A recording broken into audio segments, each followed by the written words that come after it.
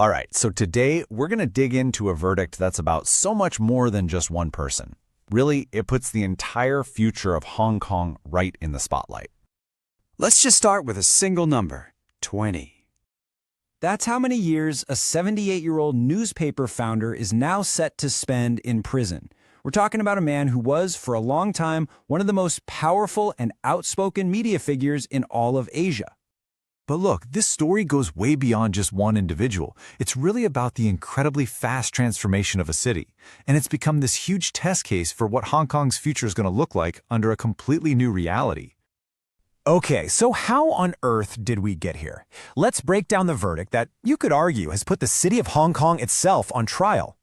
So, the entire case against Jimmy Lai was built on this new national security law. You know, that sweeping legislation Beijing put in place after those huge protests back in 2019.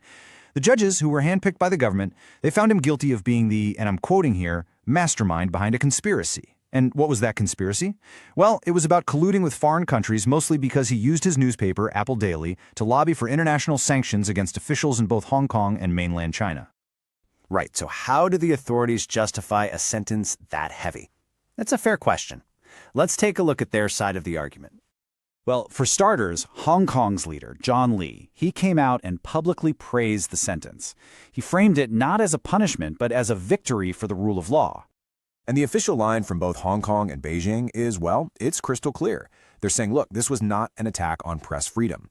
They argue that the national security law was absolutely essential to stop the chaos of the 2019 protests. From their perspective, what Lai was doing, specifically calling on foreign governments to hit them with sanctions, that wasn't journalism. That was an act that threatened national security across a fundamental red line. Of course, the rest of the world was watching this all go down, and the reaction? It was swift, and it was pretty damning. I mean, right away, the United Nations top human rights chief called for Lai's release. The warning was stark. Using these national security charges in such a broad way puts all legitimate journalism at risk. And that sentiment, it was echoed pretty much across the Western world in what looked like a coordinated chorus of condemnation. The US called it a tragedy. The UK went a step further, calling the whole thing politically motivated. And you had the EU and Australia both warning about the serious damage this does to Hong Kong's reputation and that chilling effect it has on free speech. Okay, so you've got all this international condemnation, but what's been the actual real-world impact of this crackdown on the ground in Hong Kong itself? Sometimes the numbers really do tell the story. And here, they paint a pretty stark picture. If you go back just over 2 decades, Hong Kong was seen as this beacon of free expression in Asia, ranked 18th in the world for press freedom. Fast forward to today, and it's plummeted to 140th. And that's not just a number on a chart, right? That represents actual newsrooms that have been shut down, a massive wave of self-censorship, and journalists who are now facing very real legal threats just for doing their jobs. And if you look at how this happened, it's been like a rapid domino effect. That security law in 2020, that wasn't the end game. That was just the starting gun. A year later, Lai's newspaper, which was hugely popular, was forced to shut its doors. Then, Beijing gave itself the final say on how the law gets interpreted. And from there, it really paved a direct, and you could say inevitable path to Lai's conviction and ultimately this massive sentence. And really, at the heart of this whole thing is this fundamental clash of 2 different legal worlds. In most Western democracies, lobbying your own government or even foreign governments is just considered a part of political speech, right? It's protected.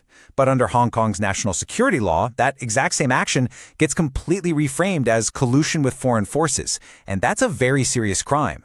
This right here is the core of the conflict. Now it's true, Hong Kong has seen a big exodus before, right around the 1997 handover to China. But this time it feels different. It's not just about who's leaving, it's also about who's arriving.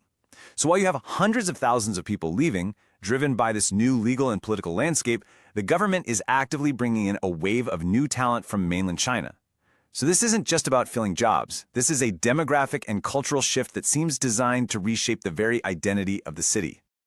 So why should someone sitting outside of Hong Kong care about this? Why does this case matter? Well, because you could see it as a kind of canary in the coal mine for some of the biggest geopolitical challenges we're all facing today. Think about it.